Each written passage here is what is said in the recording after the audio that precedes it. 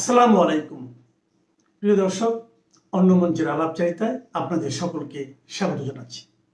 সব পালাচ্ছে এবং লুটেরার দল পালানোর জন্য ফন্দি ফিকির করছে। এর আগেই জানতো, আগেই টের পেয়েছিল এবং টের পেয়েছিল বলেই বিদেশি বিভিন্ন দেশের পাসপোর্ট নিয়েছিল। লুটেরার দলের মধ্যে আইজিপিও কি ছিল? সেও তো আগের পাসপোর্ট নাকি জমা দিয়েছে। অলরেডি বিভিন্ন দেশের তারা ভিসা লাগিয়ে রেখেছে এবং ইতিমধ্যেই খবর যে ডক্টর ইউনূসের আশপাশ যেই তার চাটুকার দিয়ে ঘেরা ছিল, সেই চাটুকারদের অনেকেই দেশ থেকে চম্পট দিয়েছে। চম্পট দেওয়ার সময় কে কত নিয়ে গেছে সেই হিসাব যদিও এখনো সামনে আসেনি, কিন্তু নিশ্চয়ই সামনে আসবে।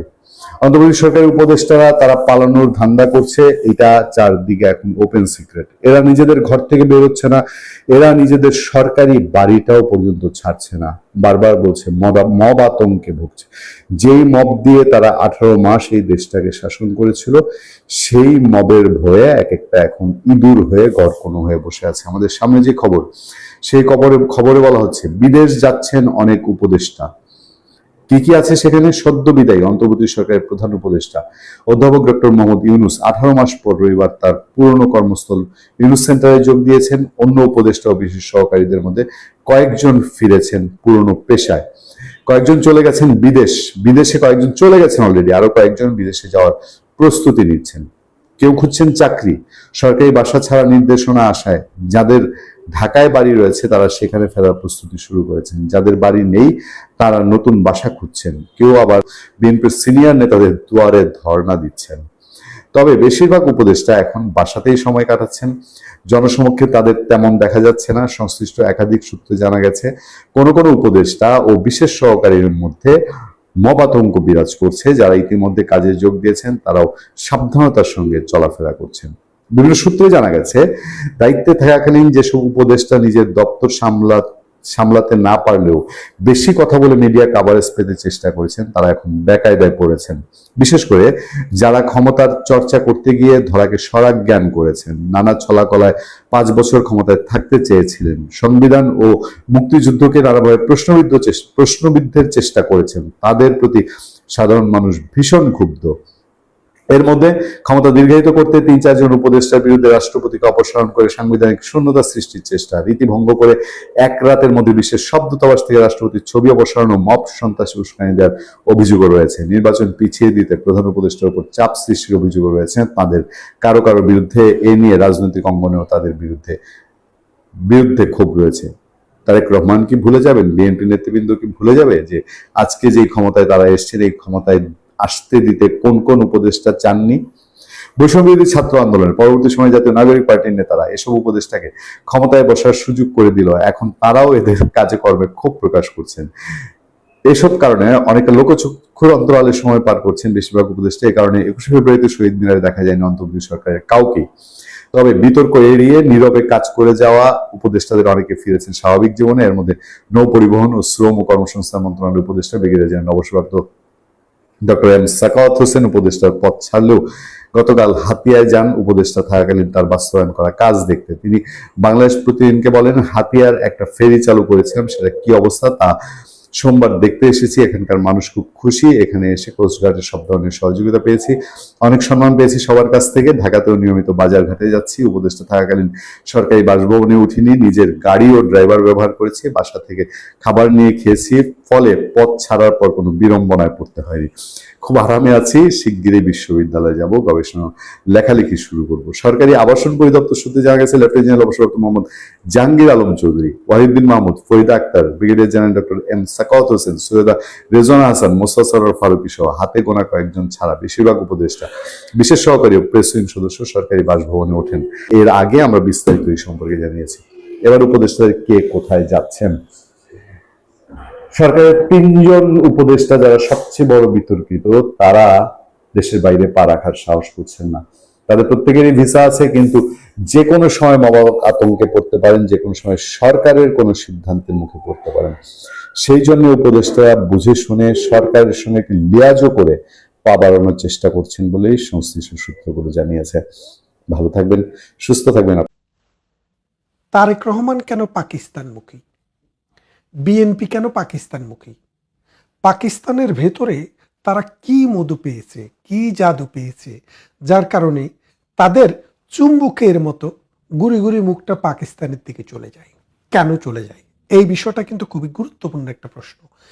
এটা যারা বাংলাদেশকে ভালোবাসেন, যারা বাংলাদেশকে ধর্ম বর্ণ নির্বিশেষে সকল বাঙালির দেশ বলে মনে করেন, যারা এই বাংলাদেশের 1971 সালে মহান মুক্তি সংগ্রামের ভিত্তিতে একটি দেশ স্বাধীন হয়েছে সেই কনসেপ্টে বিশ্বাস করেন, যারা বিশ্বাস করেন এই ভূখণ্ডে লক্ষ লক্ষ মানুষ জীবন দিয়েছে, অসংখ্য নারী তার সম্ভ্রম দিয়েছে, কোটি মানুষ দেশ থেকে বিতাড়িত হয়ে প্রতিবেশী রাষ্ট্রে আশ্রয় নিয়েছে জীবন বাঁচানোর তাগিদে, যারা বিশ্বাস করেন 26শে মার্চের কালো রাত্রিতে Dhaka cantonment, EPR police line, রাজারবাগে, ঢাকা বিশ্ববিদ্যালয়, জগন্নাথ হলে, ইকবাল হলে নির্বিচারে আমাদের এই বাংলার সন্তানদেরকে হত্যা করেছে পাকিস্তানি জান্তা, তাদের কাছে এই বিষয়গুলি কিন্তু খুব গুরুত্বপূর্ণ।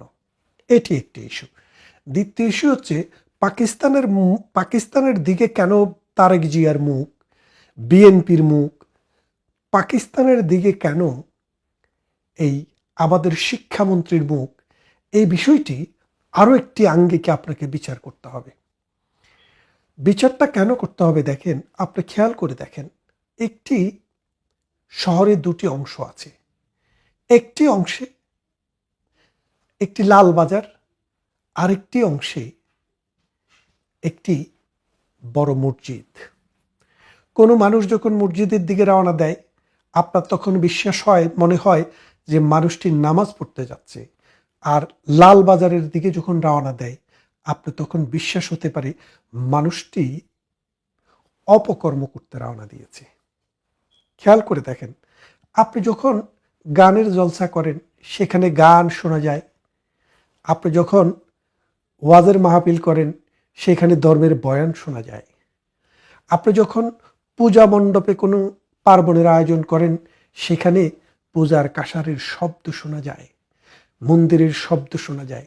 তাহলে আমরা বুঝতে পারি মানুষের মুখ এবং মুখশ্রী, মানে মুখ এবং মুখোশ, এই দুইটা জিনিস আমরা কিন্তু বুঝতে পারি। খেয়াল করে দেখেন, এই আমাদের যে দক্ষিণ পূর্ব এশিয়া, এই দক্ষিণ পূর্ব এশিয়ার ভেতরে পাকিস্তান রাষ্ট্রের জন্ম 47 সালে। তারপরে আস্তে আস্তে এই দক্ষিণ পূর্ব এশিয়ার সমস্ত দেশ স্বাধীন হয়েছে। আমরা হলাম দক্ষিণ পূর্ব এশিয়াতে স্বাধীন হওয়া সব শেষের দেশ। এখন আপনারা দেখেন 1971 সাল থেকে আজকের দিন পর্যন্ত পাকিস্তান আমাদের চাইতে আয়তনে বড়, এখন জনসংখ্যায়ও বড়, পারমাণবিক অস্ত্র তাদের আছে, কিন্তু তারপরও এই রাষ্ট্রটিকে পুরো পৃথিবী কিভাবে দেখে। আপনার পাসপোর্টে যদি পাকিস্তানের সিল থাকে, আপনি যদি পাকিস্তানে ভ্রমণ করতে, শিক্ষা গ্রহণ করতে গিয়ে থাকেন, তাহলে উন্নত বিশ্ব তথা পশ্চিমা বিশ্ব, অস্ট্রেলিয়া, নিউজিল্যান্ড সহ উন্নত বিশ্বসমূহ আপনাকে ভিসা দিতে 3 বার থিঙ্ক করে। আপনি দেখেন পাকিস্তানের হাতে বাংলাদেশে যে তাদের যে পরাজয়, ভারতের এবং বাংলাদেশি সৈন্যের কাছে পরাজয়, এটা কিন্তু পাকিস্তানের কর্মের ফল। আফগানিস্তান যে একটি অন্ধ মধ্যযুগীয় রাষ্ট্র, এই রাষ্ট্রটিও পাকিস্তানের পাপের ফল। এখন যে তেহরিকে তালেবান, এটিও পাকিস্তানের পাপের ফল। বাংলাদেশে যে জঙ্গিবাদের উত্থান, সেটিও পাকিস্তানের পাপের ফল। 1947 সাল থেকে এই আজকে পর্যন্ত প্রায় 80 বছর সময়, এই 80 বছর সময়ে পাকিস্তানে একটি সরকারও 5 বছরের টেরিয়র পূরণ করতে পারেনি। তাহলে খেয়াল করে দেখেন, আমাদের চাইতে পাকিস্তান দেশ বড় হলে কি হবে, পারমাণবিক অস্ত্রে বড় হলে কি হবে, আমাদের চাইতে তাদের বাজেটের আকার ছোট, আমাদের চাইতে তাদের মানুষের মাথা পিছু গড় আয় প্রায় $1000 কম। আমাদের 1 টাকা, বাংলাদেশের 1টি টাকা যদি পাকিস্তান কিনতে চায়, তাহলে তাকে কমের দিকে 2.5 থেকে 3টি টাকা দিতে হয়, অন্তত 2.5 টাকা, 2.5 রুপি দিতেই হয়। তার মানে বুঝতে পারছেন, তাদের লোকেরা, পাকিস্তানের লোকেরা পৃথিবীর বিভিন্ন দেশে যায় ভিক্ষাবৃত্তি করে। তো এই ভিক্ষাবৃত্তি করতে হলে করতে করতে এমন অবস্থা, সৌদি আরবের সরকার পাকিস্তানের লোকদেরকে হজে পর্যন্ত যাইতে দিচ্ছিল না, উমরা ভিসা বন্ধ করে দিয়েছিল। তখন পাকিস্তানের পররাষ্ট্রমন্ত্রী সৌদি আরবে গিয়ে মোসলেকা দিয়েছেন যে আমার দেশের লোকেরা সৌদি আরবে এসে আর ভিক্ষাবৃত্তি করবে না। খেয়াল করে দেখেন, এটা যে আপনারা শুনছেন শুধু তা না, গত এপ্রিল মাসের শুরুর দিকে আমি গিয়েছিলাম সৌদি আরবে উমরা করতে ফ্যামিলি নিয়ে। তা আমি যে হোটেলে ছিলাম জাবাল ওমর, এই জাবাল ওমরে ওঠার সময় দেখি এক ভদ্রলোক, একবারে মানে দাড়িমণ্ডিত একজন লোক, আমাকে এসে প্রথমে কোথায় বাড়ি কোথায় ঘর জিজ্ঞেস করে আমাকে বলছেন আমার বিমানের টিকিট 2 বার ক্যান্সেল হয়ে গেছে, আমি খুব দুরবস্থায় আছি, খাওয়ার পয়সা পর্যন্ত নেই, আপনি আমাকে একটু খাওয়ার ব্যবস্থা করে দেন। তারপরে আমি খোঁজ করে দেখলাম যে লোকটি আসলে ভিক্ষুক। বিভিন্ন বাহানায় এই পাকিস্তানি লোকেরা সেখানে ভিক্ষা করে। তাহলে খেয়াল করে দেখেন আপনি কোন দিকে মুখ করছেন। তারেক রহমান কোন দিকে মুখ করছে? আমাদের শিক্ষামন্ত্রী বলছে পাকিস্তানের শিক্ষা ব্যবস্থা অনেক উন্নত, পাকিস্তানের অবস্থা ভালো, আমাদের ছেলেমেয়েরা পাকিস্তানে বৃত্তি নিয়ে যাক, পড়তে যাক। আপনি যখন আপনার ছেলেমেয়েকে পাকিস্তানে পাঠাবেন, আপনি বুঝবেন আপনি একটা জঙ্গিকে ফিরিয়ে আনছেন, আপনি একটা তালেবানকে ফিরিয়ে আনছেন, আপনি একটা আইএস জঙ্গিকে ফিরে আনছেন। পাকিস্তান পৃথিবীর বিভিন্ন দেশ থেকে ছাত্র নিতে চায় শুধু এই উর্বর মস্তিষ্কে এই জঙ্গিবাদের চাষ করার জন্য। তার দেশ তো সে ধ্বংস করেছেই, এখন সে প্রতিবেশী আর যারা যারা আছে তাদেরকেও ধ্বংস করতে চায়। এই আফগানিস্তান, এই হেরাত, কান্দাহার, কাবুল, এটাকে ধ্বংস করেছে এই পাকিস্তান। এখন আমাদের তারেক রহমান সাহেব কেন পাকিস্তানের সাথে পিআই এর ফ্লাইট চালু করতে চান, পাকিস্তানের সাথে বাণিজ্য উন্নয়ন করতে চান, পাকিস্তানের কূটনীতিদেরকে ঘন ঘন বাংলাদেশে দাওয়াত দিতে চান? এর কারণটা কোথায় একটু খুঁজে দেখবেন। এর কারণটা হচ্ছে ভারত বিরোধিতা। তো ভারত বিরোধিতা করে আপনি কি করবেন? ভারত তো নিজেরা বলছে আমরা কাটা তারের বেড়া দিয়ে দিব, আপনার সাথে আমার সম্পর্ক থাকা দরকার নেই। এখন ভারতের সাথে বাংলাদেশের সম্পর্কটা থাকা দরকার আছে কিনা খেয়াল করে দেখেন। ভারতের বাংলাদেশের মাঝখানে কাটা তারের বেড়া থাকবে। আপনি খেয়াল করে দেখেন যে পাকিস্তান থেকে বাংলাদেশের দূরত্ব 1200 মাইল, প্রায় 1800 কিলোমিটার, প্রায় 2000 কিলোমিটার। এই 2000 কিলোমিটার দূরত্বে মাঝখানে ভারত, আর এই পারে বাংলাদেশ, ওই পারে পাকিস্তান। আমাদের 54টি নদী, বাংলাদেশ নদীমাতৃক দেশ। আমাদের যে সুজলা সুফলা শস্য শ্যামলা এই ফসলের মাঠ, এই দিগান্ত বিস্তৃত খোলা প্রান্তর, এখানে এই শস্য শ্যামলার মূল কারণ হচ্ছে আমাদের নদীর পানি। এই বাংলাদেশ নদীমাতৃক দেশ হওয়ার কারণে এখানে প্রচুর ধান উৎপাদন হয়। আর আমাদের খাদ্য অভ্যাসে বাঙালি মাছে ভাতে বাঙালি। মাছ আসে পানি থেকে আর ভাত আসে ফসল থেকে। এই মাছ এবং ভাতের উৎপত্তিস্থল হচ্ছে নদী, এই নদীর পানি। তাই বাংলাদেশকে বলা হয় নদী মাতৃক দেশ। নদী মাতৃক মানে হচ্ছে এই দেশের মা হচ্ছে নদী। আর এই দেশের মা যদি নদী হয় তাহলে নদীগুলোর মা কোথায়? নদীরও তো মা থাকে। এই নদীর মা হচ্ছে ভারত। কারণ আমাদের বাংলাদেশের চারপাশ দিয়ে যে নদীগুলো ভারতের ভূখণ্ড থেকে এসছে, 54টি নদী, পদ্মা, মেঘনা, যমুনা, তিস্তা, এই সব নদী, কুশিয়ারা, মহানন্দা, যত নদী বলেন সব নদী ভারত থেকে এসছে। এই 54টি নদীর উজানে ভারত আর বাটিতে আমার বাংলাদেশ। আপনি যত ইচ্ছেই করেন, যত চেষ্টাই করেন, এই পানিকে বাদ দিয়ে বাংলাদেশকে কল্পনা করার মতো সেই রকম শিল্পোন্নত আপনি এখনো হতে পারেননি। আপনি পদ্মা ব্যারেজ করবেন, করেন, এই ব্যারেজ করেই তো বাংলাদেশকে রক্ষা করা যাবে না। এই বাংলাদেশের জন্য পানি দরকার, নদীর পানি। সেই নদী যদি শুকিয়ে যায়, খেয়াল করে দেখেন ভারত প্রতিদিন কিন্তু অর্থনৈতিকভাবে সমৃদ্ধ হচ্ছে। আর পানির, মিঠা পানির বহুমাত্রিক ব্যবহার মানুষ বৈজ্ঞানিক কারণে আয়ত্ত করছে, যার কারণে ভারত এখন চাইলে তার নদীর পানি বিভিন্নভাবে ব্যবহার উপযোগী করতে পারে। আর সেই কারণে বাংলাদেশে বাটি অঞ্চল মরুময় হয়ে যেতে বাধ্য। এখন আপনি বাংলাদেশকে যদি পানি ভারত না দেয় তাহলে আপনি কি করতে পারবেন? আপনার দুইটা উপায় আছে। একটা উপায় আছে ভারতের সাথে আপনি যুদ্ধ করে পানি নিয়ে আসবেন। আরেকটা উপায় হচ্ছে ভারতকে আন্তর্জাতিক আদালতে নিয়ে যাবেন। কিন্তু আন্তর্জাতিক আদালতে আপনি ভারতকে নিতে পারবেন না। কেন পারবেন না? আন্তর্জাতিক একটি নদী মানে convention on of river convention, মানে নদীমাতৃক এই দেশের যে নদীগুলো, এই নদীগুলোর সাথে একটা কনভেনশনের যোগ রয়েছে, নদী কনভেনশন। এই নদী কনভেনশনটি এইভাবে কাজ করে আন্তর্জাতিক আদালতে, যদি দুটি দেশ সিগনেটরি রাষ্ট্র হয় তাহলে একটি দেশের বিরুদ্ধে আরেকটি দেশ অভিযোগ আনলে আন্তর্জাতিক আদালত সেটার বিচার করতে পারে। কিন্তু যদি একটি দেশ সিগনেটরি হয় আরেকটি দেশ সিগনেটরি না হয়, তাহলে সেই ক্ষেত্রে আপনি আন্তর্জাতিক আদালতের কোনো এখতিয়ার নেই। আপনি জানেন আমাদের যে নদীগুলো এসছে বেশিরভাগ সব নদী ভারত থেকে, কিছু নদী যদিও চায়নাতে জন্ম, কিন্তু জন্ম হয়ে ভারতের উপর দিয়ে প্রবাহিত হয়েই বাংলাদেশে ঢুকেছে। সুতরাং ভারত এবং চায়না এই দুটি রাষ্ট্রের কোনোটি সিগনেটরি রাষ্ট্র নয়। সুতরাং আপনি চাইলেও এই রাষ্ট্রগুলোর বিরুদ্ধে বিচার করতে পারবেন না, বিচারে নিয়ে আসতে পারবেন না। তাহলে আপনি যুদ্ধেও পারবেন না, বিচারেও পারবেন না। তাহলে আপনার হাতে কি আছে? নেগোসিয়েশন। নেগোসিয়েশন আপনি কার সাথে করবেন? যাকে আপনার প্রয়োজন।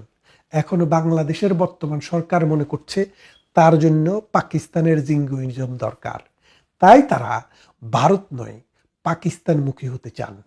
আমরা তাদেরকে সাধুবাদ জানাই, তাদের বুদ্ধির প্রখরতা দেখে আমরা অবাক হই। তারা যদি এই দেশটিকে আবারও পাকিস্তানের অঙ্গরাজ্য করে বাংলাদেশের মুদ্রার ডিভ্যালুয়েশন করে পাকিস্তানের সমান হয়ে যেতে চান, আমাদের কোনো আপত্তি নেই। কিন্তু একটা কথা মনে রাখবেন, যে শিশুরা, যে তরুণরা পাকিস্তানে পড়তে যাবে তারা শুধু ডাক্তার ইঞ্জিনিয়ার হয়ে ফিরে আসবে না, জঙ্গিবাদের একটা আধার হয়ে ফিরে আসবে।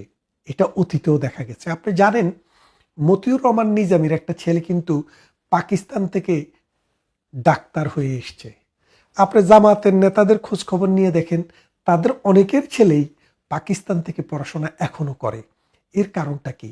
কারণ হচ্ছে তাদের পাকিস্তান প্রীতি, তাদের এই জিঙ্গুইজম প্রীতি, তাদের মৌলবাদী উৎপাদনের প্রীতি।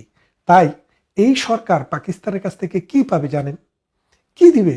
আমাদেরকে পানি দেওয়ার তাদের সামর্থ্য নেই। তাদের বিমানের অবস্থা খুবই খারাপ, বিমান দেওয়ারও কোনো সামর্থ্য নেই। অর্থনীতির অবস্থা খুবই খারাপ, অর্থনৈতিকভাবে সাহায্য করার কোনো উপায় নেই। আপনি জানেন পাকিস্তানের বৈদেশিক মুদ্রার যে রিজার্ভ, এটা হয়ে গেছিল 0। তখন সৌদি আরব আর দুবাই থেকে 6 বিলিয়ন ধার করে এনে ওয়ার্ল্ড ব্যাংকে রেখে আপনার তার মুদ্রার মানটা ঠিক রাখার চেষ্টা করেছে, কিন্তু পারেনি। পাকিস্তানের মুদ্রা দক্ষিণ পূর্ব এশিয়াতে নিচের দিকে থাকা একটি মুদ্রা, বাংলাদেশের সাথে কম্পেয়ার যোগ্য নয়। তাহলে খেয়াল করে দেখেন, আমরা অন্ধকার থেকে আলোর দিকে যাচ্ছি না আলো থেকে অন্ধকারের দিকে যাচ্ছি? তারেক রহমানের বিদ্যা, বুদ্ধি, শিক্ষা, জ্ঞান, গরিমা সব কিছু আমাদেরকে কোথায় নিয়ে যাচ্ছে? প্রতিদিন বাংলাদেশের মাথাপিছু আয় কমছে, প্রতিদিন বাংলাদেশে হাহাকার বাড়ছে, বেকার সমস্যা বাড়ছে। আমাদের দেশে যে নদীগুলো আছে সেই নদীগুলোর নাব্যতাই আমরা রক্ষা করতে পারিনি। আপনি এখন খাল কাটবেন, খাল কেটে আপনি কুমির আনুন, সেই কুমির আমাকে বা আপনাকে একজনকে তো খাবে। খাল কেটে কুমির আনার প্রবাদটি কিন্তু নতুন নয়। তাই বলছি, এই যে বাংলাদেশ, এই বাংলাদেশটি আলো থেকে অন্ধকারের দিকে যাচ্ছে। অথচ গত 1 দশকে বাংলাদেশের অর্থনৈতিক প্রবৃদ্ধি দেখে পৃথিবীর মানুষ ঈর্ষান্বিত হয়েছে যে 6.5 গড়ে গত 10 বছর আমাদের অর্থনৈতিক সূচক ছিল। যদি করোনা ভাইরাস না হতো তাহলে সেটা 7.5 হতে পারত। পদ্মা সেতুর মতো এত বড় মাইটি প্রজেক্ট আমরা সফলভাবে সম্পন্ন করেছি। ঢাকা চিটাগং 8 লেইনে আমরা উন্নত করেছি। যে পদ্মা সেতু, মেঘনা এবং দাউদকান্দি সেতু একটি করতেই বছরের পর বছর লেগে গেছে। বাংলাদেশের মানুষ জানেও না সেটাকে ডবল করা হয়ে গেছে। অর্থাৎ একটি যাওয়ার জন্য আরেকটি আসার জন্য। প্রথমে একটি দিয়ে যাওয়া আসা হতো, শেখ হাসিনার যুগে সেটি 2টি করে হয়ে গেছে। আজকের বাংলাদেশে শিশুদের জীবনের কোনো নিরাপত্তা নেই, নিরাপত্তা নেই নারীর জীবনের, নিরাপত্তা নেই তরুণের চাকরির। আপনি দেখেন বাংলাদেশকে অন্ধকার থেকে যদি আলোর দিকে না আনতে পারেন, তাহলে আলো থেকে আরো অন্ধকারের দিকে নিয়ে যাওয়াটা এই দেশ, এই জাতি, এই মানুষের জন্য লজ্জার এবং অপমানের। ভালো থাকবেন। কথা হবে অন্য কোনো ভিডিওতে। এই বিষয় নিয়ে আরও একটি ভিডিও করার আমার ইচ্ছা রইল। ভালো থাকবেন সবাই। আমি ব্যক্তিগতভাবে যেটা মনে করি, সোশ্যাল মিডিয়াতে বর্তমানে আওয়ামী লীগের যে উপস্থিতি বা বাংলাদেশের মুক্তিযুদ্ধের শক্তির পক্ষে যে উপস্থিতি, সেটা অনেক দূরে গিয়েছে। 2024-এর জঙ্গি উত্থানের আগে যে অবস্থা ছিল, যে বাংলাদেশের মুক্তিযুদ্ধের পক্ষে কোনো সামাজিক যোগাযোগ মাধ্যমে তেমন প্রভাব বিস্তার করতে পারে, সাধারণ মানুষের কাছে পৌঁছতে পারে, এমন আন্দোলন বা আওয়ামী লীগ সরকারের যে এত বিশাল অর্জন, প্রধানমন্ত্রী শেখ হাসিনার অর্জন, কোনোটাই আমরা কিন্তু তুলে ধরতে পারিনি। অন্যদিকে বাংলাদেশের স্বাধীনতা বিরোধী মৌলবাদী শক্তি পিনাকি, ইলিয়াস, মাহমুদুর রহমান, কনক সারোয়ার, ফাহাম আব্দুল সালাম, জাহিদুর রহমান, যে সামরিক বাহিনী থেকে যে ছেলেটা বের হয়েছে, জুলকারনাইন সায়ের, এদের নেতৃত্বে বিশাল একটা নেটওয়ার্ক গড়ে উঠেছিল। সেখানে আরো ছিল মুনির, হায়দার, শাহেদ। এরা সবাই এমনভাবে মিথ্যা অপপ্রচার দিয়ে ঐক্যবদ্ধভাবে একে অন্যকে সমর্থন করে, এবং মাঝে মাঝে আমরা এখন যেটা জানি, তারা বসে ঠিক করে নিয়ে কে কোন বিষয়টা নিয়ে আজকে কথা বলবে, এইভাবে প্রচারণা চালিয়ে বাংলাদেশের মানুষের মগজ ধোলাই করেছিল। তার সাথে ছিল ওয়াজ মাহফিল। একেবারে প্রতিটা ওয়াজ মাহফিলে বক্তারা জামাতি বয়ান প্রচার করেছে, হিন্দুদের বিরুদ্ধে, ভারতের বিরুদ্ধে ঘৃণা ছড়িয়েছে, আর সেই ঘৃণাকে কাজে লাগিয়েছে পিনাকি, ইলিয়াস, মাহমুদুর রহমানরা।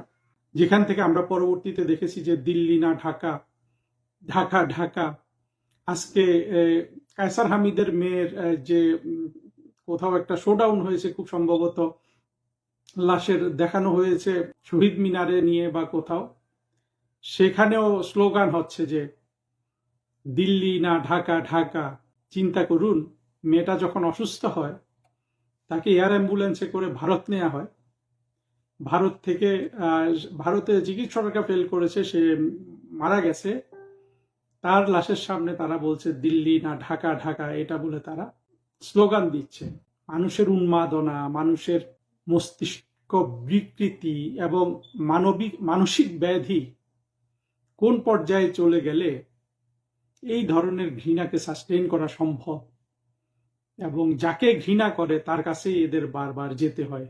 আমি বলবো যে কত দুর্ভাগ্যজনক এই অবুঝ অবোধ বাংলাদেশের জঙ্গি, মৌলবাদী, সাবেক মুসলিম লীগ, যারা যারা বাংলাদেশের মুক্তিযুদ্ধে বাংলাদেশের বিজয় চায়নি, পাকিস্তানের পরাজয় মানতে পারেনি, তারা চলে গেছে যে একটা জায়গায়, যে ভারত আর হিন্দু ঘৃণা করে যতক্ষণ নিজেদের অস্তিত্ব ধরে রাখা যায়।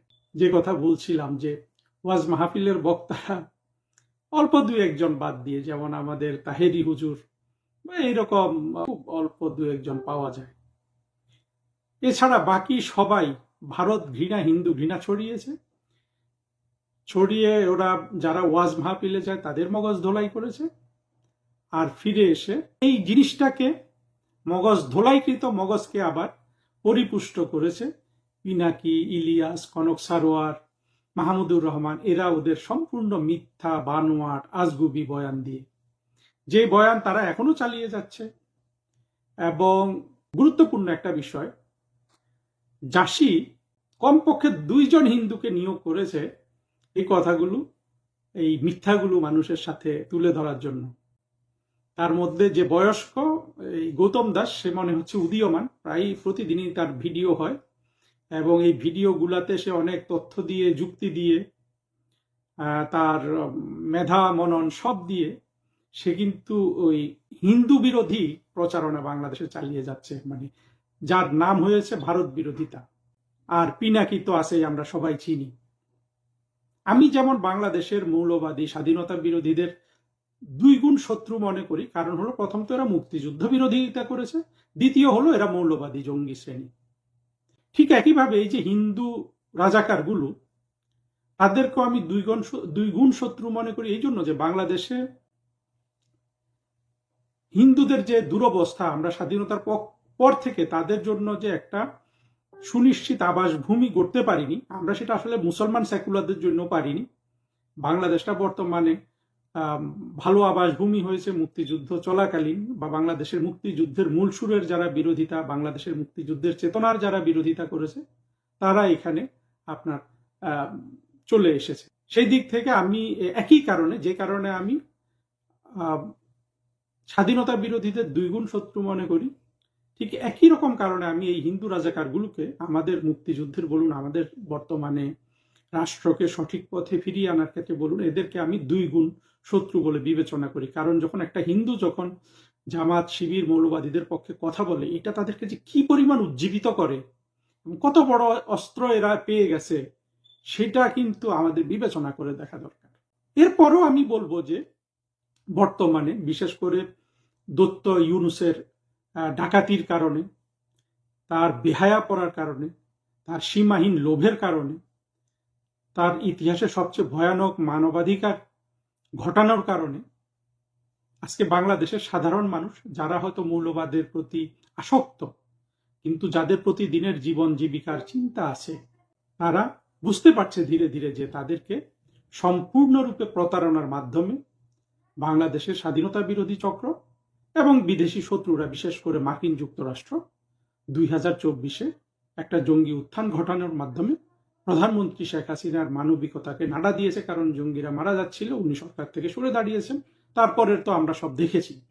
এই যে অবস্থাটা, এইটা বাংলাদেশের মানুষের চোখে কানে প্রবেশ করছে, এবং সেই ক্ষেত্রে বাংলাদেশের মুক্তিযুদ্ধের পক্ষে এবং আওয়ামী লীগের পক্ষে যারা সামাজিক যোগাযোগ মাধ্যমে কথা বলছেন, তারা যথেষ্ট ভালো করছেন। আমি একটা জিনিস খুব ভালোভাবে দেখছি যে কন্টেন্টে আমরা অনেক ভালো, আমাদের পরিবেশনায় দুর্বলতা আছে বিভিন্ন ধরনের, কিন্তু কন্টেন্টে আমরা অনেক ভালো ওদের থেকেও। আমাদের সমস্যা যেটা হয়ে গেছে, আমাদের কন্টেন্ট এখনো খুব বেশি মানুষের কাছে পৌঁছায় না, হয়তো পৌঁছায়। আমরা যেটা দেখি, যে জিনিসটা আমাদের আসলে বোঝা দরকার, সেটা হলো পিনাকিরা এতটাই সংঘবদ্ধ যে ওরা যখন সোশ্যাল মিডিয়াতে কোনো কন্টেন্ট ওরা উপস্থাপনা করে, সাথে সাথে ওদের যে সমর্থকরা আছে এবং প্রত্যেকের জায়গায় গিয়ে ওরা দেখে নিচ্ছে, ভিউ দিচ্ছে, লাইক কমেন্ট করছে, ফলে একটা সংঘবদ্ধ চক্র সংখ্যায় কম হওয়া সত্ত্বেও ব্যাপারটা মনে হচ্ছে যে ব্যাপকভাবে তারা সামাজিক যোগাযোগ মাধ্যমে প্রাধান্য বিস্তার করছে। সেইটা যেমন সত্য, কিন্তু আমরা তো সংখ্যায় বেশি, ওদের সব মিলে সমর্থক হবে। বিএনপিকে যদি এই অবস্থা থেকে বাদ দেই, কারণ বিএনপি আর জামাত এবং সোশ্যাল মিডিয়া কর্মচারীদের মধ্যে ওরা দুই ভাগ হয়ে এখন একটা অন্তর্দ্বন্দ্বের মধ্যে আছে, তাহলে মূল কোর মৌলবাদী এবং স্বাধীনতা বিরোধী গোষ্ঠী সর্বোচ্চ 2 কোটি বাংলাদেশে, বাকি 18 কোটি মানুষ কিন্তু আমাদের কথা শুনছে। এবং আমরা যেটা গতির জোরে পাচ্ছি না, উপস্থাপনার জোরে পাচ্ছি না, সেইটা আমরা সংখ্যার জোরে পাচ্ছি, এবং এই সংখ্যার জোরটার উপর আমাদের নির্ভর করতে হবে। যতক্ষণ আমাদের গতি এবং পরিবেশনা তাদের মতো না হয়, আমরা আমাদের সংখ্যার জোরে কিন্তু তাদের আস্তে আস্তে কিন্তু গ্রাস করতে থাকবো।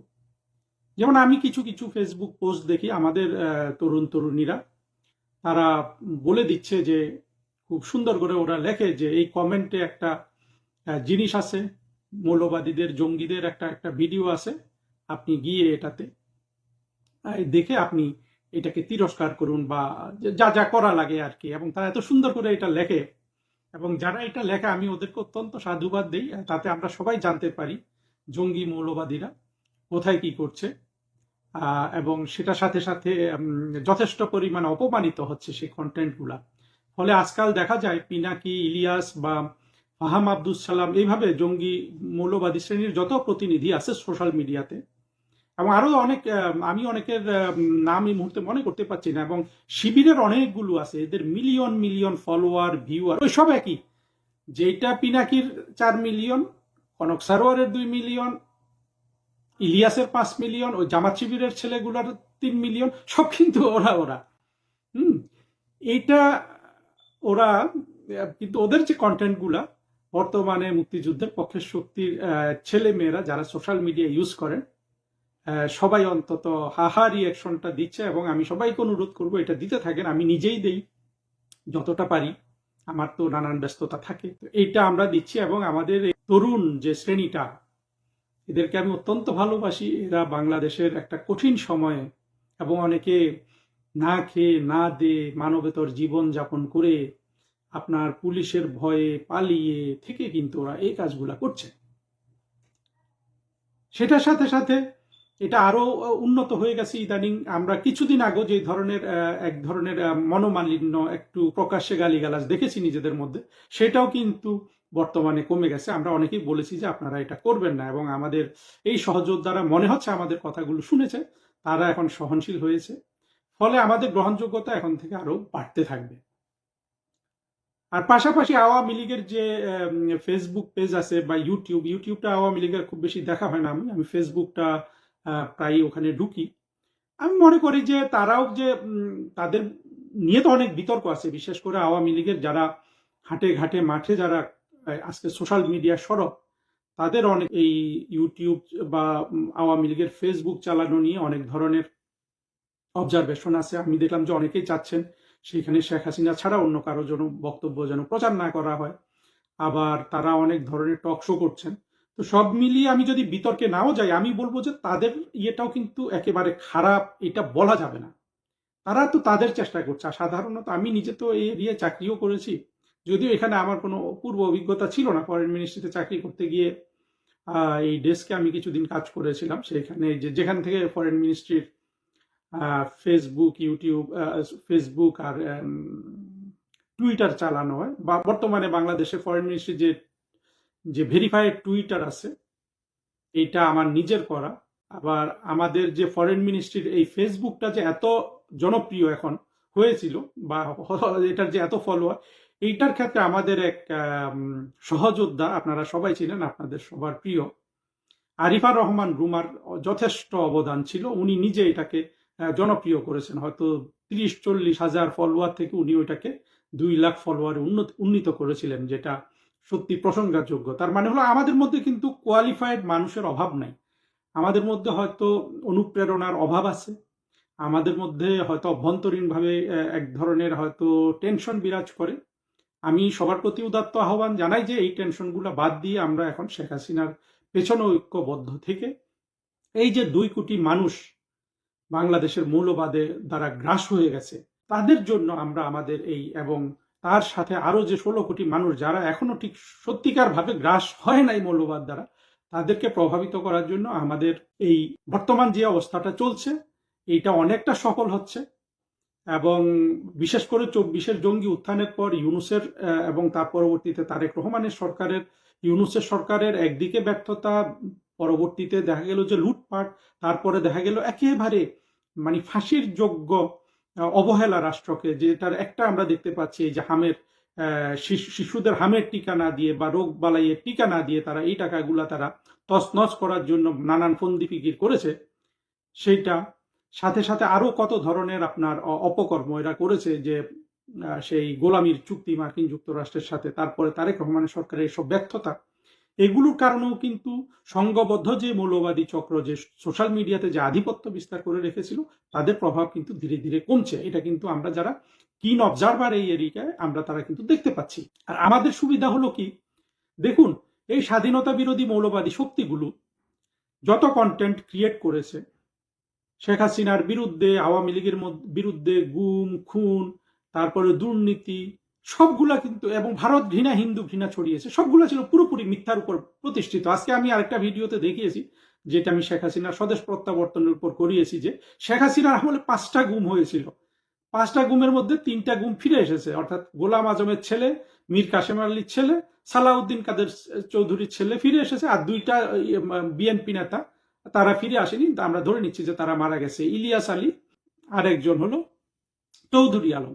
ইলিয়াস আলী ব্যাপারে আমরা কিন্তু সুস্পষ্টভাবে জানি, এটা এখনো নিশ্চিত না, কিন্তু বিএনপির অভ্যন্তর থেকে, বিশেষ করে মির্জা আব্বাস সাহেবের কথা থেকে আমরা জানি যে এটা বিএনপির অভ্যন্তরীণ কোন্দল ছিল। আর চৌধুরী আলম ছিলেন এক ঢাকা শহরের ক্লাস 1 চাঁদাবাজ। উনি চাঁদাবাজি করতেন বঙ্গবাজার এরিয়ায়, দিনে কোটি কোটি টাকা তোলা হতো। ওটার জেরে উনি কিন্তু শত্রুর হাতে ধরা পড়েছেন।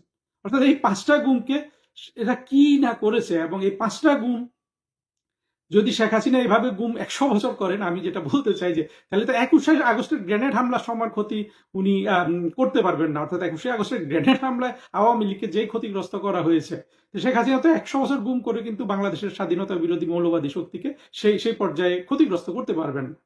এই মিথ্যাগুলো তারা অপপ্রচার করেছে। এমনকি আপনার দুর্নীতির ব্যাপারে যা বলেছে, অথচ ট্রান্সপারেন্সি ইন্টারন্যাশনালের বিদেশ থেকে যে ডেটা বাইর হয় সেখানে দেখা যাচ্ছে যে তারেক রহমানের সরকার অর্থাৎ সেই বিএনপি সরকার পরপর 5 বার চ্যাম্পিয়ন ছিল দুর্নীতিতে। টাকা পাচারের কথা বলা হয়, এখন পর্যন্ত বাংলাদেশের একমাত্র শেখ হাসিনা সরকারের হাফ হার্টেড কাজে তারেক রহমান এবং ওনার ছোট ভাই মরহুম আরাফাত রহমান কোকর পাচার করা টাকা কিন্তু ফিরে এসেছে, এটা প্রমাণিত। কিন্তু এই যে এত টাকা পাচারের কথা বলা হয়, মোটা গর্দান এতগুলো টাকা পাচার, 234 বিলিয়নের গল্প করলো, ইউনুস এত চেষ্টা করলো, নিজে এক সপ্তাহ গিয়ে বসে থাকলো ইউকেতে, একটা টাকা কি কেউ বের করে দেখাতে পেরেছে যে না শেখ হাসিনার আমলে এত টাকা পাচার হয়েছে? আমরা কিন্তু এগুলো আজকে একদিন বলে বুঝাতে পারবো না। এই সম্পূর্ণ মিথ্যা অপপ্রচারের উপর কিন্তু স্বাধীনতা বিরোধীদের এই অপপ্রচারগুলো নির্ভর ছিল, সম্পূর্ণ মিথ্যার উপর। আর আমরা যারা কথা বলি, আমরা তো সত্য কথা বলি, আমাদের এখানে তো কোনো মিথ্যা নেই। তাহলে ওই বিশ্বাসটাও আমাদের থাকতে হবে যে মিথ্যা অপপ্রচার দিয়ে যদি একটা সরকারকে ফেলে দেওয়া যায়, তাহলে সত্যর উপর বেস করা কন্টেন্ট দিয়ে কিন্তু আমাদের ওই হারানো যে আমাদের যতটুকু আমরা পরাজিত হয়েছিলাম সেটাকে আবার আমরা বিজয় পরিণত করতে পারবো। তো সেই দিকটা খেয়াল রেখে এবং আওয়ামী লীগের কেন্দ্রীয় নেতৃত্ব থেকে যদি তারা বিশেষ করে আমাদের যেসব তরুণরা আছে তাদেরকে একটু উৎসাহ প্রদান করেন, উনি তো করছেন প্রধানমন্ত্রী শেখ হাসিনা, আমি ব্যক্তিগতভাবে ওই দায়িত্ব নিয়েছি, যারা তরুণ এবং যারা তরুণ নয় বা সবাইকে আমি উৎসাহ দিই, যারই আমি একটা ভালো কাজ দেখি আমি সেখানে রিয়্যাক্ট করি, মন্তব্য করার মতো আমার সময় থাকে না। আমি সবাইকে ভালোবাসি, আপনারাও সবাইকে ভালোবাসুন, আমার নীতিটা গ্রহণ করুন, শেখ হাসিনার নীতিটা গ্রহণ করুন, দেখবেন যে অচিরেই এই মিথ্যা অপবাদ দিয়ে বাংলাদেশ রাষ্ট্রটাকে ধ্বংস করে দেয়া, মার্কিন যুক্তরাষ্ট্রের কাছে বিক্রি করে দেয়া এই আপনার মৌলবাদী এবং বাংলাদেশের শত্রুরা সোশ্যাল মিডিয়াতেও কিন্তু আপনার ধরাশায়ী হবে এবং সেই লক্ষণ আমি দেখতে পাচ্ছি।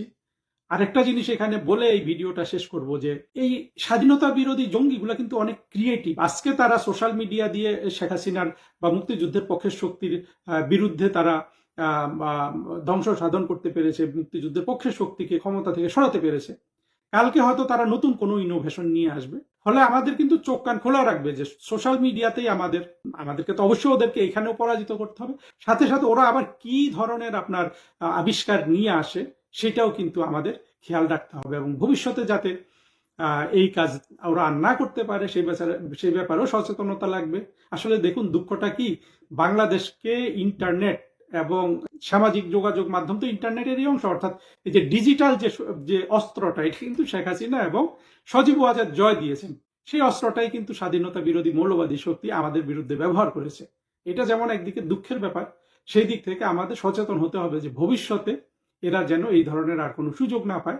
তবে বর্তমানে আওয়ামী লীগের পক্ষে বা বাংলাদেশের মুক্তিযুদ্ধের পক্ষে যে যে সামাজিক যোগাযোগ মাধ্যমে যে সংগ্রাম চলছে, এটা কিন্তু দিন থেকে দিনে প্রতিদিন কিন্তু এটা শক্তি অর্জন করছে এবং আওয়ামী লীগের সবাই যদি পারস্পরিক বিদ্বেষ ভুলে গিয়ে সহনশীলতার সাথে এই কথাগুলো যেগুলো সোশ্যাল মিডিয়াতে তৈরি হয়, আমি প্রতিদিন কত কি শিখি এই সোশ্যাল মিডিয়া থেকে, মানে এই রাজনৈতিক তথ্যগুলা, সেগুলা যদি আপনারা যারা এগুলা সরাসরি ব্যবহার না করেন তারাও যদি পাশের মানুষটাকে বলেন, 2 জনকে বলেন, 5 জনকে বলেন, পুলিশের হাতে ধরা খাওয়ার মতো করে না, আপনি নিজের মতো করে বলেন, চা খাওয়ার সময় বলেন, ভাত খাওয়ার সময় বলেন বা রাস্তায় পাশে হেঁটে যাওয়ার সময় বলেন, তাহলে দেখবেন কিন্তু আমাদের বিজয় দ্রুত।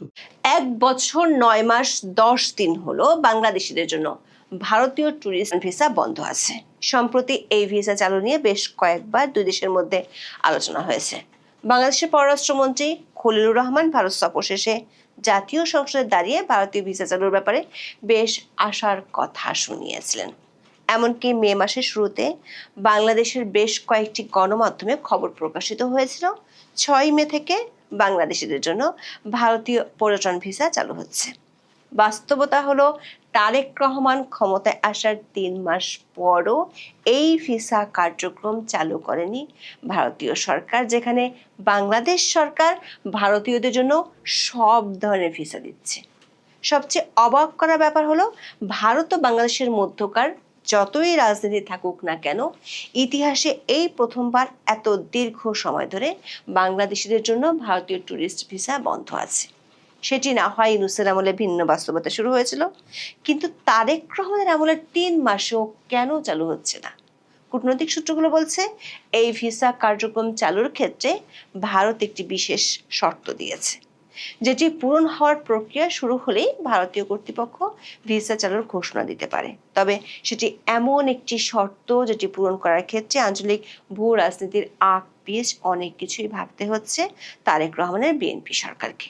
কূটনৈতিক সূত্রগুলো বলছে, দুই দেশের মধ্যকার চালু থাকা পুরাতন একটি রীতি বা প্রেসিডেন্স অনুসরণের কথা বলেছে ভারত সরকার।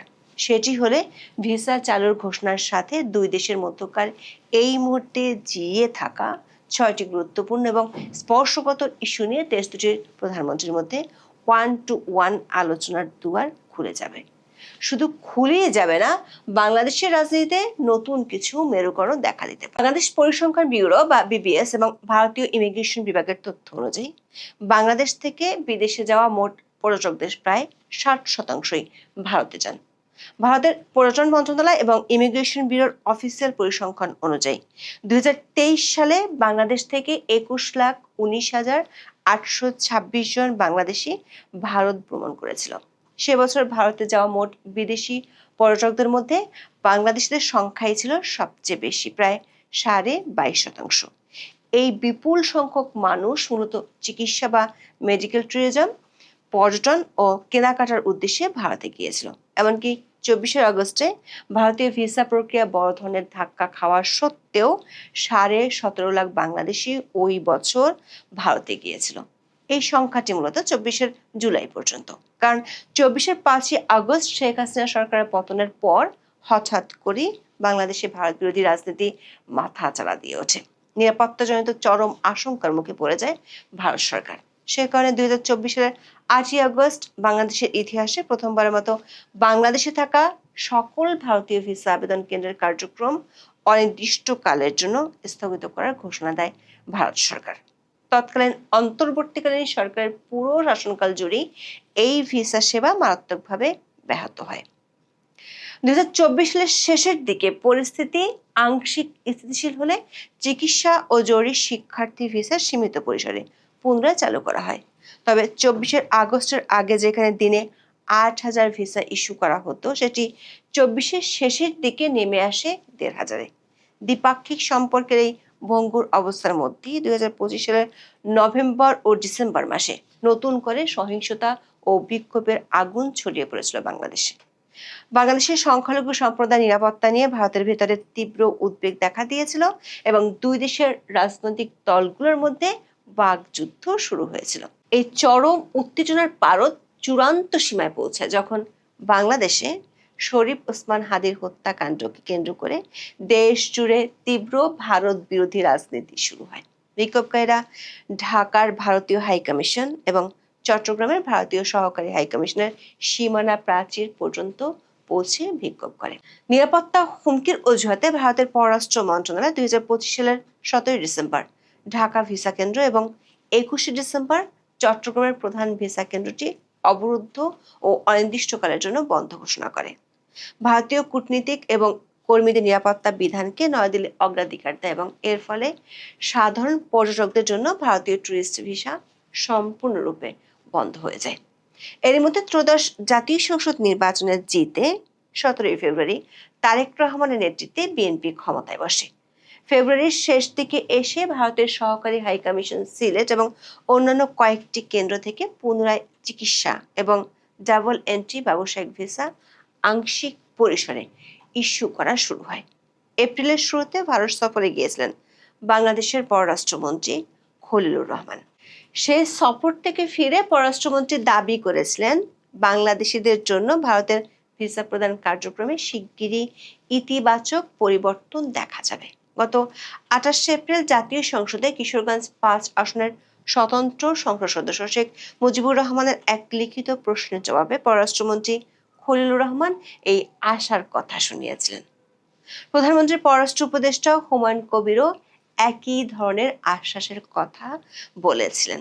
খোঁজ নিয়ে জানা গেছে বাংলাদেশের 16টি স্থানে Indian visa application centre IVAC থাকলেও বর্তমানে মাত্র 5টি আইভ্যাক থেকে ভিসা ইস্যু করা হচ্ছে সীমিত আকারে। ভারতীয় দূতাবাসের কর্মকর্তারা বলছেন এই পুনরায় কার্যক্রমের সামগ্রিক সক্ষমতা 24 আগস্টের আগের আমলের স্বাভাবিক ক্ষমতার তুলনায় মাত্র 15 থেকে 20% মধ্যে সীমাবদ্ধ আছে। দর্শক, ভারত ও বাংলাদেশের 56 বছরের দীর্ঘ দ্বিপাক্ষিক কূটনৈতিক ইতিহাসে সীমান্ত বন্ধ হওয়া, সীমান্ত বাণিজ্য স্থবির হওয়া বা কূটনৈতিক টানাপোড়েনের অনেক নজির আছে। তবে সাম্প্রতিক সময়ের মতো দীর্ঘস্থায়ী প্রাতিষ্ঠানিক এবং দেশব্যাপী সম্পূর্ণ টুরিস্ট ভিসা বন্ধ রাখার ঘটনা কূটনৈতিক দিক থেকে নজিরবিহীন। 1975 সালের 15 আগস্ট বঙ্গবন্ধু শেখ মুজিবুর রহমানের সপরিবারে নির্মম হত্যাকাণ্ডের পর বাংলাদেশে যখন দীর্ঘ সামরিক শাসনের সূচনা হয়, তখন দ্বিপাক্ষিক সম্পর্কের চরম অবনতি ঘটেছিল। বিশেষ করে গঙ্গা নদীর পানি বন্টন এবং ভারতের উত্তর পূর্বাঞ্চলের সীমান্ত নিরাপত্তা নিয়ে চরম অবিশ্বাস তৈরি হয়। কিন্তু সেই চরম সংকটের দিনগুলোতেও ভারত সরকার প্রাতিষ্ঠানিক স্তরে বাংলাদেশি নাগরিকদের জন্য সাধারণ ভিসা পরিষেবা সম্পূর্ণ বা অনির্দিষ্টকালের জন্য বন্ধ করেনি। পরবর্তীতে 2001 থেকে 2006 সালের বিএনপি জামাত জোট সরকার আমলেও ভারতের উত্তর পূর্বাঞ্চলীয় রাজ্যগুলোর উগ্রপন্থী ও বিচ্ছিন্নতাবাদী গোষ্ঠীগুলোকে বাংলাদেশের মাটিতে আশ্রয় দেওয়ার অভিযোগকে কেন্দ্র করে দুই দেশের নিরাপত্তা ও রাজনৈতিক দ্বন্দ্ব চরমে পৌঁছায়। তখন ভিসা স্ক্রিনিং পদ্ধতি অত্যন্ত জটিল করা হয় এবং ভিসা মঞ্জুর করার হার প্রায় অর্ধেকের নিচে নামিয়ে আনা হয়েছিল। তবে আনুষ্ঠানিক বা প্রকাশ্য কোনো নিষেধাজ্ঞা ছিল না। নিকট অতীতে কেবল দুটি বিশেষ ক্ষেত্রে স্বল্প সময়ের জন্য ভারতের কূটনৈতিক মিশনগুলোর কার্যক্রম সাময়িকভাবে বাধাগ্রস্ত হয়েছিল। প্রথমটি ঘটেছিল 2013 সালে যুদ্ধাপরাধীদের বিচারের দাবিতে গড়ে ওঠা শাহবাগ আন্দোলন এবং জামাত শিবিরের সহিংস বিক্ষোভের সময়, যখন মিশনগুলো নিরাপত্তার স্বার্থে কয়েকদিনের জন্য স্থানীয় পর্যায়ে কাজ বন্ধ রাখা হয়েছিল। দ্বিতীয় ঘটনাটি ঘটেছিল 2020 সালে বৈশ্বিক কোভিড-19 মহামারীর সময়। দর্শক, নিরাপত্তা ঝুঁকির একই যুক্তি দেখিয়ে বাংলাদেশের পররাষ্ট্র মন্ত্রণালয় 2025 সালের 22 ডিসেম্বর নয়াদিল্লির বাংলাদেশ হাইকমিশন এবং আগরতলা উপ হাইকমিশনের ভিসা পরিষেবা সম্পূর্ণ বন্ধ ঘোষণা করেছিল। পরে 2026 সালের জানুয়ারির শুরুর দিকে এই কড়াকড়ি আরো সম্প্রসারিত করে কলকাতা, মুম্বাই এবং চেন্নাইয়ের উপ হাইকমিশনগুলোতেও ভারতীয় নাগরিকদের জন্য ট্যুরিস্ট ও অন্যান্য সাধারণ ক্যাটাগরির ভিসা পরিষেবা স্থগিত করা হয়। কেবল জরুরি ব্যবসায়িক ও কর্মসংস্থান ভিসা চালু রাখা হয়। তবে বিএনপি সরকার দায়িত্ব নেওয়ার মাত্র 3 দিনের মাথায় 20 ফেব্রুয়ারি ভারতে অবস্থিত তার সকল মিশন থেকে ভারতীয় নাগরিকদের জন্য সব ধরনের ভিসা, বিশেষ করে দীর্ঘ স্থগিত থাকা ট্যুরিস্ট ভিসা দেওয়ার সিদ্ধান্ত পুনরায় কার্যকর করে। কিন্তু ভারত এখনো পর্যন্ত বাংলাদেশি নাগরিকদের জন্য ট্যুরিস্ট ভিসা দেওয়ার নীতিতে কোনো শিথিলতা আনেনি। দর্শক, ভারতীয় ট্যুরিস্ট ভিসা বন্ধ থাকার প্রভাব কেবল কূটনৈতিক আলোচনার টেবিলেই সীমাবদ্ধ নেই, বরং এটি দুই দেশের সীমান্ত এলাকার অর্থনীতি, বাণিজ্য, চিকিৎসা এবং লাখ লাখ মানুষের যাতায়াত ব্যবস্থার উপর এক বিরাট বিপর্যয়ের প্রভাব ফেলেছে। বিপুল সংখ্যক পর্যটকের আগমন হঠাৎ করে বন্ধ হয়ে যাওয়া ভারতের পশ্চিমবঙ্গ এবং উত্তর পূর্বাঞ্চলের রাজ্যগুলোর অর্থনীতির জন্য বিরাট ক্ষতি। কলকাতার বিখ্যাত নিউ মার্কেট সংলগ্ন মার্কুইস স্ট্রিট, সাটার স্ট্রিট এবং ফ্রি স্কুল স্ট্রিট এলাকা, যা মূলত বাংলাদেশি পর্যটকদের কেন্দ্র করে গড়ে ওঠার কারণে মিনি বাংলাদেশ নামে পরিচিত ছিল। একই সাথে ভারতের চিকিৎসা, পর্যটন বা মেডিকেল ট্যুরিজম শিল্প এক অপূরণীয় ক্ষতি হয়েছে, কারণ ভারতের মোট চিকিৎসা পর্যটকদের 69%ই বাংলাদেশি নাগরিক। প্রশ্ন হলো, ভারতের এমন ক্ষতি সত্ত্বেও বাংলাদেশ ভারতীয় নাগরিকদের জন্য সব ধরনের ভিসা চালু করার পরও বাংলাদেশের পররাষ্ট্রমন্ত্রীর আশ্বাসের 1 মাস পার হয়ে গেলেও কেন বাংলাদেশিদের জন্য ভারতীয় ট্যুরিস্ট ভিসা দেয়া পুনরায় এবং অন্যান্য ভিসা পুরোদমে চালু হচ্ছে না? কূটনৈতিক একাধিক সূত্রে জানা গেছে, একটি ইস্যু এখনো পর্যন্ত শুরু না হয় এই ভিসা কার্যক্রম পুরোদমে চালু হওয়ার বিষয়টি ঝুলে আছে। সেটি হলো বাংলাদেশের নতুন প্রধানমন্ত্রী তারেক রহমানের বিদেশ সফর। ভারত ও বাংলাদেশের কূটনৈতিক সম্পর্কের গভীরতা ও সংবেদনশীলতা পরিমাপের জন্য একটি অলিখিত কিন্তু অত্যন্ত শক্তিশালী ভূ রাজনৈতিক ঐতিহ্য দীর্ঘদিন ধরে চলে আসছে। সেটি হলো, বাংলাদেশে গণতান্ত্রিক উপায়ে বা অন্য কোনোভাবে নতুন কোনো সরকার গঠিত হলে দেশের নতুন প্রধানমন্ত্রীর প্রথম আনুষ্ঠানিক দ্বিপাক্ষিক বিদেশ সফরটি নয়াদিল্লির মাধ্যমে শুরু হয়। বর্তমান বাস্তবতায় 2026 সালের 17 ফেব্রুয়ারি তারেক রহমানের নতুন সরকার দায়িত্ব নেওয়ার দিনই ভারতের প্রধানমন্ত্রী নরেন্দ্র মোদী ওম বিড়লার মাধ্যমে একটি অভিনন্দন ও আনুষ্ঠানিক দিল্লি সফরের আমন্ত্রণ পত্র পাঠিয়েছিলেন। কূটনৈতিক সূত্রগুলো বলছে নয়াদিল্লি এখন বাংলাদেশের নতুন সরকারের তরফ থেকে সেই একই ঐতিহাসিক ঐতিহ্যের পুনরাবৃত্তির প্রত্যাশা করছে, যা প্রমাণ করবে বাংলাদেশের রাজনৈতিক পট পরিবর্তন সত্ত্বেও দিল্লির সাথে ঢাকার মৌলিক সম্পর্কের ভারসাম্য অপরিবর্তিত আছে। কিন্তু তারেক রহমানের প্রথম আনুষ্ঠানিক দ্বিপাক্ষিক বিদেশ সফরটি কোন দেশে হবে তা নিয়ে বর্তমানে ঢাকার পররাষ্ট্র মন্ত্রণালয় এবং বাংলাদেশের রাজনৈতিক পরিমণ্ডলে তীব্র ও সূক্ষ্ম দর কষাকষি চলছে। পররাষ্ট্র মন্ত্রণালয়ের নির্ভরযোগ্য সূত্র অনুযায়ী প্রধানমন্ত্রী তারেক রহমান আগামী জুনে তার প্রথম আনুষ্ঠানিক বিদেশ সফরে যাওয়ার প্রস্তুতি নিচ্ছেন। তবে প্রথম গন্তব্য হিসেবে কোন রাষ্ট্রটি চূড়ান্ত করা হবে তা নিয়ে নীতি নির্ধারকেরা চরম কৌশলগত সতর্কতার সাথে পা ফেলছেন। পররাষ্ট্রমন্ত্রী ডক্টর খলিলুর রহমান এ বিষয়ে সাংবাদিকদের জানিয়েছিলেন, সফরের বিষয়গুলি এখনো প্রক্রিয়াধীন এবং উভয় দেশের শীর্ষ নেতৃত্বের সময়সূচির উপর ভিত্তি করে চূড়ান্ত সিদ্ধান্ত নেওয়া হবে। একটি সূত্র বলছে, প্রথম আনুষ্ঠানিক দ্বিপাক্ষিক সফরের জন্য তারেক রহমান সবচেয়ে নিরাপদ এবং রাজনৈতিকভাবে লাভজনক বিকল্প হিসেবে সৌদি আরবকে বেছে নিতে চেয়েছিলেন। সরাসরি ভারত বা চীন সফর করলে যে তীব্র ভূ রাজনৈতিক মেরুকরণের সৃষ্টি হবে, প্রথম সফরে সৌদি আরব যাওয়ার মাধ্যমে তারেক রহমান সেই প্রাথমিক বিতর্ক এড়িয়ে যেতে চান। আবার ভারত ও চীনের মধ্যকার দ্বন্দ্বকে এড়িয়ে যাওয়ার জন্য বাংলাদেশকে প্রথম স্বীকৃতি দানকারী দেশ হিসেবে ভুটানে যাওয়ারও প্রস্তাব আছে। এর মধ্যে ভারত বিরোধী একটি পক্ষ চায় তারেক রহমান যাতে প্রথমে চীন সফরে যান। পররাষ্ট্রমন্ত্রী খলিলুর রহমান মে মাসের শুরুতে বেজিং সফর করেছেন এবং দুই দেশের কৌশলগত অংশীদারিত্বের প্রতিশ্রুতির কথা শুনিয়েছেন। তার এই সফরের পর শোনা যাচ্ছে তারেক রহমানের প্রথম বিদেশ সফর চীনেই হতে পারে। তবে সেক্ষেত্রে ভারতের চেয়ে বড় বাধা মার্কিন যুক্তরাষ্ট্র। ভারতীয় পররাষ্ট্র মন্ত্রণালয়ের একাধিক সূত্র বলছে, এরই মধ্যে দুই দেশের প্রতিনিধিদের আলোচনায় তারেক রহমান প্রথম বিদেশ সফরে ভারতে যাচ্ছেন ইস্যুটি উঠেছিল এবং তা নিয়ে মোটামুটি এক ধরনের সিদ্ধান্ত হয়েছিল। তারেক রহমানের প্রথম বিদেশ সফরের আগে সে কারণে বাংলাদেশিদের জন্য ভারতীয় ভিসা পুরোদমে চালু হওয়ার সম্ভাবনা নেই, যদি না এরই মধ্যে ঘটনা নাটকীয় কোনো মোড় না নেয়। সংশ্লিষ্টরা বলছেন, এরই মধ্যে আলোচনায় বাংলাদেশের পক্ষ থেকে সীমান্ত সমস্যা, গঙ্গা ও তিস্তা পানি চুক্তি এবং ভিসার সমস্যার মতো বিষয়গুলো তোলা হয়েছিল। অন্যদিকে ভারতের পক্ষ থেকে আঞ্চলিক নিরাপত্তা ও বাংলাদেশের ভিতরে অন্তর্ভুক্তিমূলক রাজনীতির বিষয়টি নিয়ে আলোচনা করা হয়। দেশের প্রতিনিধিরা মনে করেন, বাংলাদেশে যেভাবে নির্বাহী আদেশে আওয়ামী লীগের কার্যক্রম নিষিদ্ধ করে রাখা হয়েছে, তাতে দেশটির অভ্যন্তরে উগ্রপন্থী গোষ্ঠীর উত্থান ঘটবে, যেটি ভারতের আঞ্চলিক নিরাপত্তার জন্য হুমকি হতে পারে। ভারতের পক্ষ থেকে প্রস্তাব দেওয়া হয়েছে, দুই দেশের এসব ইস্যু নিয়ে সিদ্ধান্ত চূড়ান্ত হবে তারেক রহমান ভারত সফরে যাওয়ার পর এবং সেটি হতে হবে তার প্রথম বিদেশ সফর। দর্শক, ভারত ও বাংলাদেশের বর্তমান দ্বিপাক্ষিক সংকট এবং সাধারণ বাংলাদেশিদের জন্য ভারতীয় ট্যুরিস্ট ভিসা স্থগিত থাকার ঘটনাটি কেবল একটি সাধারণ কনসুলার সমস্যা নয়, এটি মূলত একটি জটিল এবং সুদূর প্রসারী ভূ রাজনৈতিক দড়ি টানাটানি, যেখানে সাধারণ মানুষের সামাজিক যোগাযোগ এবং মানবিক যাতায়াতকে কূটনৈতিক দেন দরবারের ঢাল হিসেবে ব্যবহার করা হচ্ছে। আর এই জট খোলাটা নির্ভর করছে তারেক রহমানের প্রথম বিদেশ সফর আর বাংলাদেশে কত দ্রুত অন্তর্ভুক্তিমূলক রাজনীতির চালু নিয়ে সমঝোতা হয় তার উপর। এখন এ পর্যন্ত, সবাই ভালো থাকুন।